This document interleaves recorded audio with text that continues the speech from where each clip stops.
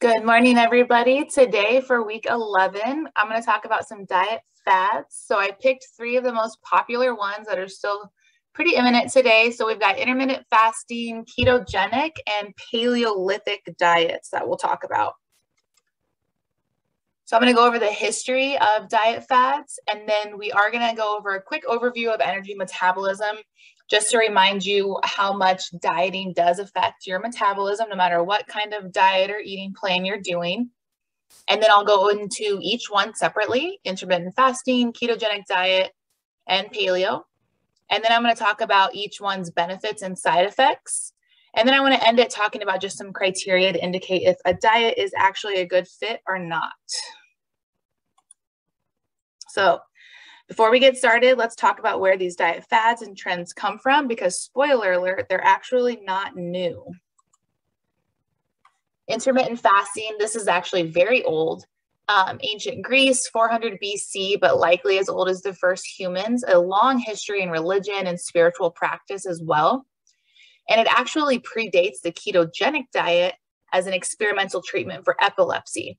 So back in 1911, they were trying intermittent fasting to help people who had epilepsy. And the ketogenic diet is actually originated in 1921, also as a treatment for epilepsy. But a lot of times that's the one that gets brought up the most, but intermittent fasting was actually used first to try to treat epilepsy. The ketogenic diet is also used in other neurological conditions, such as Alzheimer's and those with traumatic brain injuries. And then the paleo diet, about 1970, a gastroenterologist who thought the Paleolithic ancestors could teach us about how to eat healthy was where that one kind of came into play. So, overview of energy metabolism. Like I said, it's going to be back. If you are with me on week 2, these next few slides should be very familiar, but I just want to do a quick overview of metabolism, because as I said, your metabolism is highly affected by all three of these diets. So we kind of need to take time to talk about what, how, when, and why. So again, metabolism refers to all of the chemical processes that are going on continuously inside your body. And this basically allows life and just normal functioning in general. These processes include those that break down nutrients from our food and those that build and repair our body. Building and repairing the body requires energy, and that ultimately comes from your food. So this slide just breaking down what happens when our body breaks down protein, carbs, and fat, and how all of them are shuttled and broken down into acetyl-CoA. And acetyl-CoA goes into a cycle known as the TCA cycle, which is what we get our energy and some of our hydrogen ions from too as well. So just another quick refresher, if you are eating a mixed meal, a meal full of carbohydrates, fats, and protein, what those get broken down to in your body, and then what they get used for. So carbohydrates, we're going to use those for liver and muscle glycogen stores, and also some body fat stores. And then of course, fat is going to be stored as body fat, and then protein, loss of nitrogen in the urine, and then body proteins too as well, and also body fat stores too. And then just to compare all the different responses that your body has if you are fed or if you are fasted. So after a really good meal, our insulin is going to go up, our glucagon is going to go down, and adrenaline and our cortisol is going to go down. And then it's the opposite effect if you are fasting or if you haven't eaten anything yet. And then your physiological responses: low blood sugar, storing fat and building protein. But if you're not eating, your blood sugar is going to go up, fat's going to be released. This is where protein gets broken down, and this is where your body gets put into that state of ketogenesis. So that's where we're going to get the keto diet from. And then glucose, we're going to get that from food. But if we're not eating, then we have to get that from glycogen. So that's going to get pulled from your liver and from your muscles. And it's also going to be created in your liver too as well. And then when we eat, obviously fat's going to be turned into adipose tissue. And then if we're fasting and not eating, then that fat will pull that from our body. That way we can have some energy. And then if you were to fast for 24 hours, body protein and body fat is what's going to have to get broken down so your body can just survive basically and get the energy that it needs for your brain, your nervous system, everything in your body essentially to function. and for all of your other cells. So if we are not feeding our body with carbohydrates or anything for that matter, our body will break down the protein and fats within our body to give us that energy so we can live. So starting with intermittent fasting. Fasting is the practice of abstaining from food for a period of time, while caloric restriction is a dietary regimen that simply reduces caloric intake. The greatest caloric restriction is no calories at all, of course. Fasting has been branded as the next big weight loss fad, but it actually has a really long history throughout various spiritual traditions. Intermittent fasting, or sometimes known as IF, is an eating pattern that cycles between periods of fasting and eating. It really doesn't specify which foods you should eat, but rather when you should eat them. So in this respect, it's not really a diet in a conventional sense, but more accurately, we could describe it as like an eating pattern. Common intermittent fasting methods involve daily 16-hour fasts or fasting for 24 hours twice per week. Fasting has been a practice throughout human evolution. Ancient hunter-gatherers didn't have supermarkets, refrigerators, or food available year-round, and sometimes they couldn't find anything to eat. So as a result, humans evolved to be able to function without food for extended periods of time. In fact, fasting from time to time is more natural than always eating 3 to 4 more meals per day, according to how our bodies were built and designed, if you're looking at it through human evolution. Fasting is often done for religious or spiritual reasons in Islam, Christianity, Judaism, and Buddhism too as well. So when you fast, there are several things that are happening in your body on the cellular and the molecular level. For example, your body adjusts hormone levels to make stored body fat more accessible. Your cells also initiate important repair processes and change the expression of genes. And then on the slide here, we can see some more changes that occur in your body when you fast. So human growth hormone, the levels of growth hormone are going to skyrocket, increasing as much as 5-fold. This has benefits for fat loss and muscle gain, just to name a few. Insulin sensitivity is going to improve and levels of insulin are going to drop dramatically. And then lower insulin levels also make stored body fat more accessible.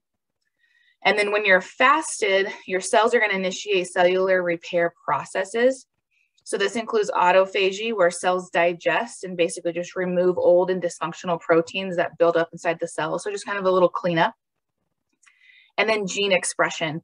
There are changes in the function of genes related to longevity and protection against disease. These changes in hormone levels, cell function, and gene expression are responsible for the health benefits that people see from intermittent fasting. And as I mentioned earlier, there are several ways of doing intermittent fasting, all of which though involve splitting the day or the week into eating and fasting periods. So during the fasting periods, you eat either very little or typically nothing at all. So the 16-8 method is restricting your daily eating periods for 8 hours. So basically from 1 to 9 p.m. And then you would fast in between. So you're not eating anything at 9:01 p.m. until right at 1 o'clock p.m. So during those whole times. So when you're sleeping and then like in the mornings and kind of right after lunch is when you would get to start eating again. The 5-2 diet. With this method, you consume only 500 to 600 calories on 2 non-consecutive days of the week, and then you eat normally the rest of the other 5 days. So Tuesday, Thursday, you're only eating 500 to 600 calories, which I'll get into later, but please don't do that. And then the rest of the days of the week, you're eating normally. There's the warrior diet. That involves a 20-hour fast and then only 4-hour window to eat food. The eat, stop, eat. This involves fasting for a total of 24 hours, once or twice a week. So not eating from dinner one day until dinner the next, basically. And then there are extended fasts. This is going to be considered really extreme, as you would go 1 to 3 days of fasting with no eating during that time at all. So that's intermittent fasting, just a quick overview. Let's go into ketogenic diet. Ketosis is a metabolic state in which your body uses fat for fuel instead of carbohydrates. It occurs when you significantly reduce your consumption of carbs, so you're limiting your body's supply of glucose or sugar, which is the main source of energy for the cells, which we should know by now 11 weeks in. When this happens, your body becomes incredibly efficient at burning fat for energy. And it also turns fat into something called ketones in your liver, and that can supply energy for the brain. Following a ketogenic diet is how people get into that state of ketosis, which you need to be in for this to be fully effective. So the term ketogenic wasn't really used until the 20th century. Ancient Greek physicians advocated for restricting one's diet to treat diseases like epilepsy and other health problems. And fasting was considered to be integral to a healthy lifestyle. And like I said, fasting was kind of the only epilepsy treatment around until ketogenic came around. And most people today kind of start the ketogenic diet to lose weight or improve their health. Not a lot of people are really using it for epilepsy, which is what it was intended for. Those people who were using it to treat epilepsy found that their seizures would actually come back once they returned to a regular diet. And as other doctors began working to replicate those results, they kind of experimented with modified diets. So they were still trying to look at intermittent fasting and what could be done differently. Some people saw that as very difficult. So this is kind of where the ketogenic diet sprouted from, as intermittent fasting or telling someone to not eat can be difficult. But if we just limit what they're eating, if you're looking at macronutrients, maybe that can be a lot easier. So shifting the dietary ratio in favor of fat removes sugar from the bloodstream, and it triggers your body to consume an acid known as a ketone body. So in other words, successfully following this diet convinces your body to act metabolically as if it was starving. So even as you take in enough calories and nutrition to remain comfortable, your body is acting metabolically like it's starving, like it's not getting any food. Generally, this involves limiting carb consumption to about 20 to 50 grams per day.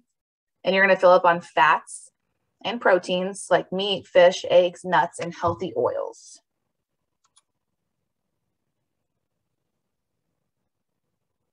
And then some acceptable foods for the ketogenic diet. I didn't represent any foods for intermittent fasting, obviously, because that one was more of a plan of when you can eat. It doesn't really restrict what you can eat.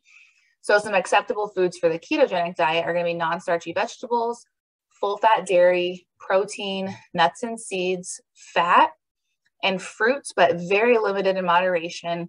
And you're going to want to look at the lower carbohydrate or lower sugar fruits like berries, avocado, rhubarb, and coconut. So lastly, let's talk about paleo. The paleo diet, also known as Stone Age, caveman, or even ancient diet, is basically an attempt to replicate the diet of humans of the Paleolithic age. So these ancient hunter-gatherers lived before the advent of agriculture and subsisted on lean proteins like fish and venison and poultry, but also eggs, fruits, vegetables, nuts, and roots. So though it seems new, like I said, it's actually been around for a few decades. When a gastroenterologist back in 1970 had the idea that when Paleolithic ancestors could teach us how to eat healthier.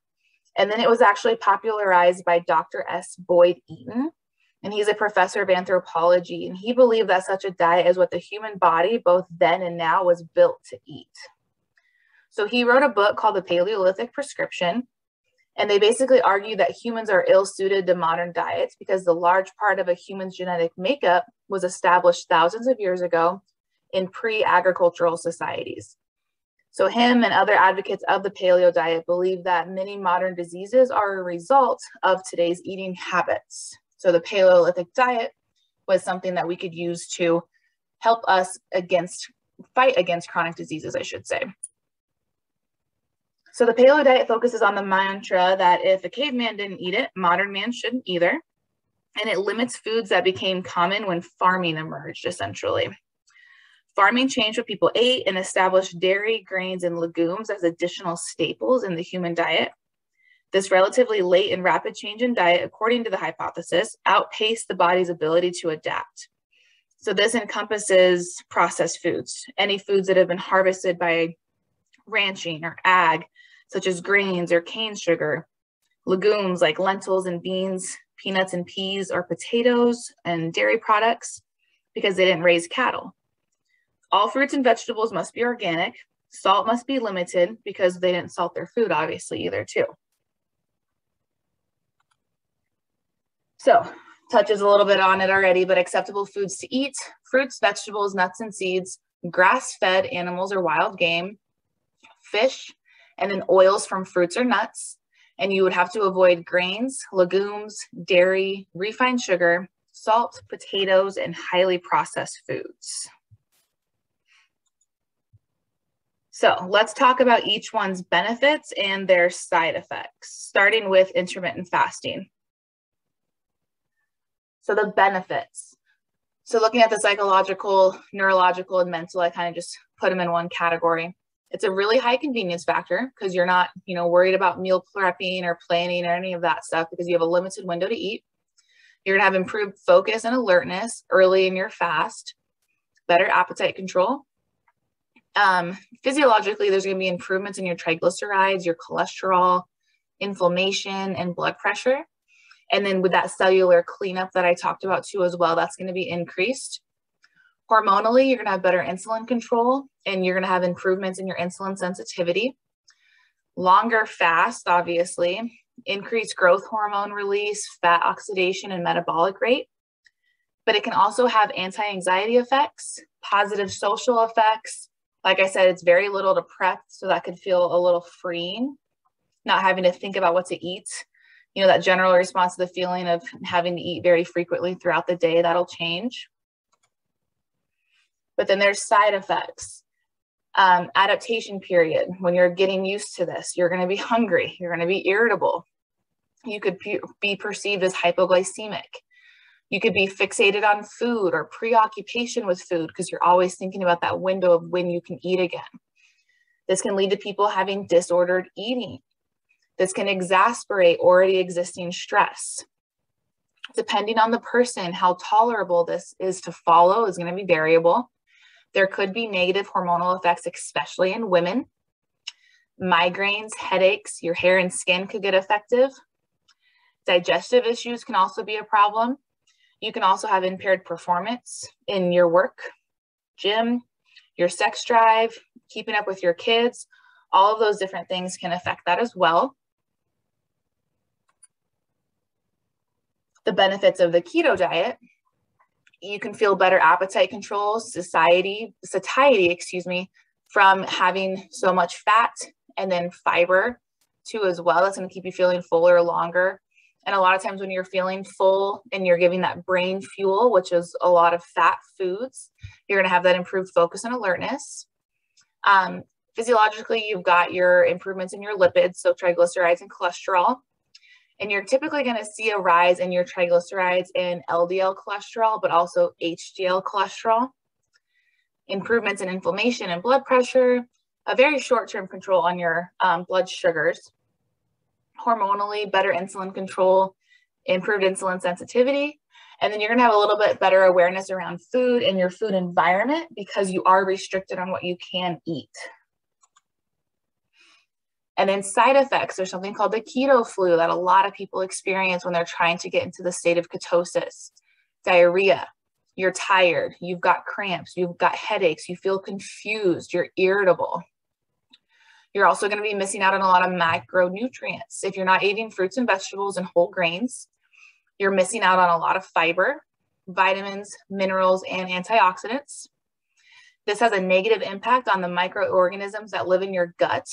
So bowel cancer is an increased risk, and of course, being constipated. Consuming high amounts of saturated fat is going to lead to that increase in LDL, which I talked about, which is the bad cholesterol. We don't want that one to go up. We want our HDL to go up. And so we can have a risk of fatty liver and cardiovascular disease. Similarly to intermittent fasting, that adaptation period can have side effects too as well. So digestive symptoms, your body just adjusting to eating this kind of lifestyle. Long-term adherence can be very challenging due to the restrictive nature of the diet. It can be really challenging to abide by such low carb intake in today's food environment. And it can be difficult in the performance context. So carbohydrates burn hotter and faster, which gives you better performance not just like working out, but with work, sex drive, keeping up with your kids, all of those things too as well are going to be affected because we're not getting those carbohydrates. And then lastly, benefits of paleo, lots of fiber, a lot of potassium, a lot of antioxidants, low in those simple carbohydrates and sodium and sugar. It emphasizes local, sustainable, organic, and non-GMO foods and grass-fed meat options. It's going to try to push you away from eating those processed foods, so you're not getting all of those artificial ingredients and colorings and dyes. And it can also help regulate your blood sugar and lower your blood pressure. Some side effects, though, you might be deficient in calcium and vitamin D because you're not having dairy, and we need that for bone health. Saturated fat and protein consumption is going to be really high, which can increase your risk of kidney and heart disease and other cancers. It's difficult to stay committed because of some of the restrictions.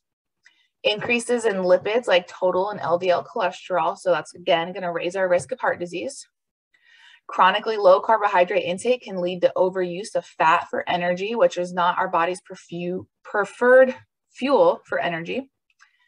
Lacking fiber, vitamins, and minerals from healthy grains and dairy. So you're getting a lot of fiber from the fruits and vegetables, but some of those healthy grains and dairies that we know that we can have, we're missing some of the fiber from that. And then we're also going to be lacking in iron and zinc and calcium, folate, riboflavin, niacin, and vitamin B12, just to name a few of those micronutrients and vitamins and minerals we're going to be missing out on. So after the overview, after what's good, what's bad, how do we know if this is right for you? Because just because your friend, your sister, coworker, someone else followed this diet and had really good results, you might do the exact same thing and feel like shit, it might not work for you. So what's some criteria that we can follow? So who might be a good fit? And this is kind of for all of them. If you are comfortable with navigating and monitoring your food and calorie intake, if that's something you already do right now, you're tracking food, you know what you're eating day in and day out, this might be okay for you because it's not an extra added stress. It's something you're already doing. If you're already very active, if you have low stress, if you're single, no kids, because if you have children and you're trying to follow certain diets and only eating during certain windows, your kids are going to see that, or you have to cook 2 separate meals. If you have a strong social support system and your friends, family, and coworkers, people that can help you, they know what you're doing, so they're not going to push you to go out to eat or do this or anything like that. These could be a bad fit for you if you're not currently active with exercise. If you're married with kids, like I said, you're preparing double meals now. If you're already very stressed, if you're in a very high intense or elite sport, and if you have clinical conditions, any kind of condition that's affecting your heart, your liver, your kidneys, your thyroid, and your blood pressure, these may not and probably are not a good fit for you. So on this next slide, I want you to use these questions to kind of guide yourself in choosing the best nutrition approach for you and only you. This presentation was only a guide to bring you the facts behind all of the newest trends in nutrition. At Exos, we always want you to follow our nutrition methodology, which is making it about you, fueling for impact, aiming to sustain, eating with purpose, and devouring life. We don't cut macronutrients, anything like that out. And so that's something that we're always going to push and we're always going to go for. But again, I just wanted to bring forth all of these trends and just basically talk about the facts and what's good and what's bad. So you can use these questions as kind of a self-assessment to see if this is for you. You know, does this feel restrictive? Am I depriving myself? Is this sustainable? Can I even do this for a very long period of time? What are your goals? Is this way of eating helping you get to those goals? Why are you trying this diet? How do you feel? What's your energy like? How are you sleeping? Have you even noticed any weight loss or changes in the way your clothes fit? These are all questions we have to ask ourselves. So again, the big takeaway from today, there is no one-size-fits-all solution when it comes to diets, or otherwise I would, and a lot of other people would not have a job. If it was that easy, we would not have jobs. Most diets tend to have a lot in common. Moderation of energy intake, increased nutrient density and correction of nutrient deficiencies, So getting that fiber, those fruits and vegetables with that density of nutrition and correcting what you're missing out on, those vitamins and minerals. And then an increased level of awareness around food. No matter what kind of diet or meal plan or lifestyle you're following, we live in a society today where you can't not be aware about the food that's around you. We're always thinking about it. I mean, the studies come out, research comes out, you're at a restaurant or you see something on the internet, different things like that. We're constantly being reminded what we are supposed to be eating, what we shouldn't be eating. So we always have that awareness. And the Exos nutrition methodology is having that ability to personalize and be context specific towards your goals, trying to follow 40% carbohydrates, 30% protein, and 30% fat, and emphasizing on flexibility and sustainability. Something that you can do is following an 80-20 rule. So looking at a 7-day week, 80% of the time, I'm going to eat really, really well. 20% of the time, I might have some ice cream after dinner, or I might have a glass of red wine, or I might go out to a restaurant and I'm going to get those French fries because I want them and I'm not going to deprive myself of them. So asking yourself, is this for you? Only comes down to you and no one else, because everyone's body reacts differently. So keep that in mind. And that is all I have for you. So if anyone has any questions, feel free to share. Otherwise, next week is our last week. And we're going to be talking about plant-based diets, because I'm going to kind of wrap up everything from the last 12 weeks. There's been a little recurring theme. So we're going to kind of end it with plant-based diets next week.